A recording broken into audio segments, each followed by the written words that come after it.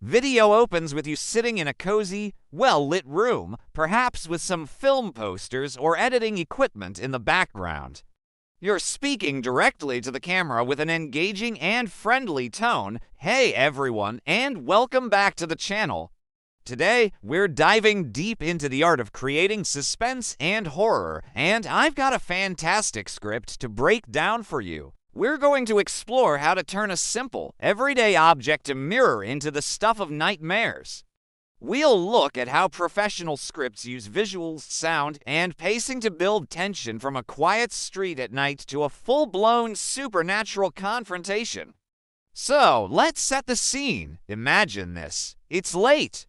A woman named Sarah is walking home alone down a rain-slicked, dimly lit street. The only sounds are the faint wind and her own hurried footsteps. Right from the start, we're establishing a mood of isolation and vulnerability. She finally gets inside her apartment, a place that should be her sanctuary. She breathes a sigh of relief, tosses her keys down, and catches a glimpse of herself in a small hallway mirror. Everything seems normal. This is a classic setup, lulling both the character and the audience into a false sense of security. The safety of home is a powerful anchor, and we're about to rip it away. She moves into the living room, and this is where the craft really begins to shine. The script calls for sharp 4K visuals, emphasizing every texture: the fabric of the couch, the dust motes in the air, the reflections in the glass. This hyperrealism makes the supernatural elements, when they appear, feel even more jarring and unbelievable.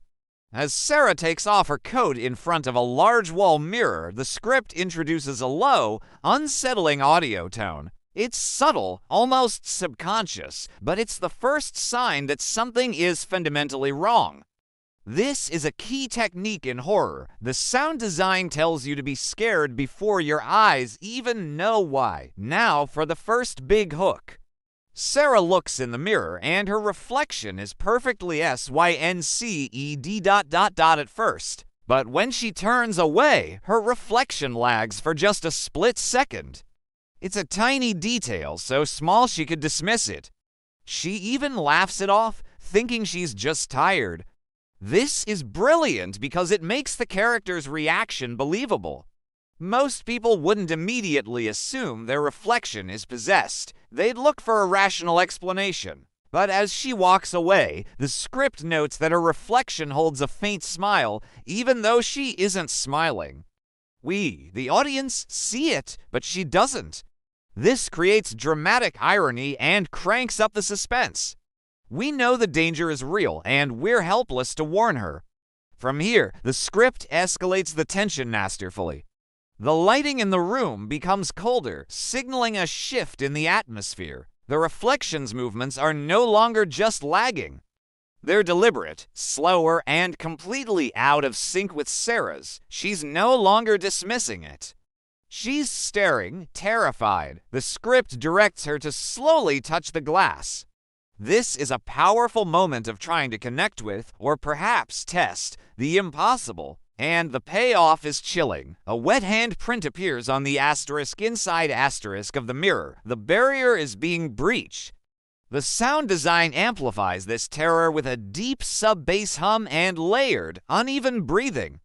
Sarah finally whispers the question we're all thinking. What are you? This leads us to the confrontation. The camera pushes in for a 4K close-up on the reflection, which now smiles with an unnaturally wide grin.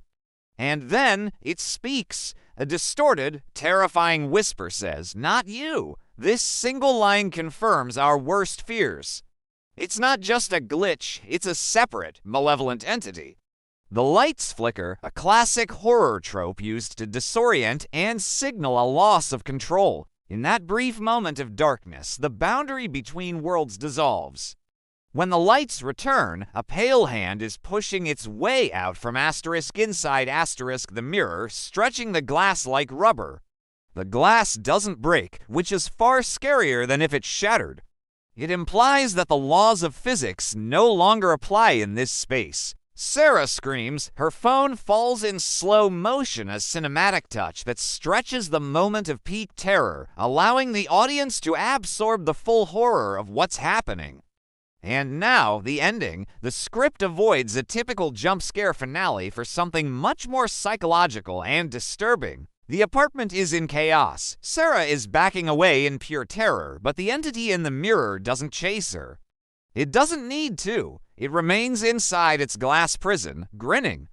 It has already won. The camera slowly zooms into the mirror, leaving Sarah's fate ambiguous and focusing entirely on the triumphant reflection. Now, only the reflection is in the frame. It raises its hand in a small, eerie wave, and a final, chilling whisper says, "Finally." This implies it has achieved its goal, perhaps trapping the real Sarah or simply taking her place in our world.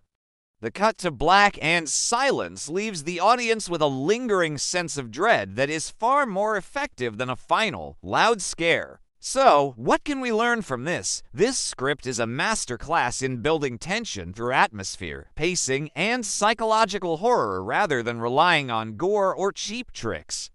It uses high-quality visuals to ground the impossible in reality and sound design to manipulate our emotions. The progression from a tiny, almost unnoticeable lag in a reflection to a full-blown entity breaking through is perfectly paced to keep the audience on the edge of their seat.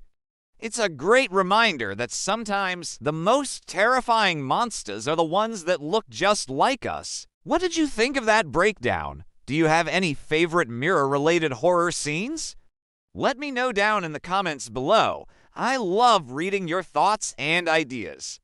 If you enjoyed this deep dive and want more content on screenwriting and filmmaking, make sure to hit that like button and subscribe to the channel so you don't miss a thing. Thanks so much for watching, and I'll see you in the next video.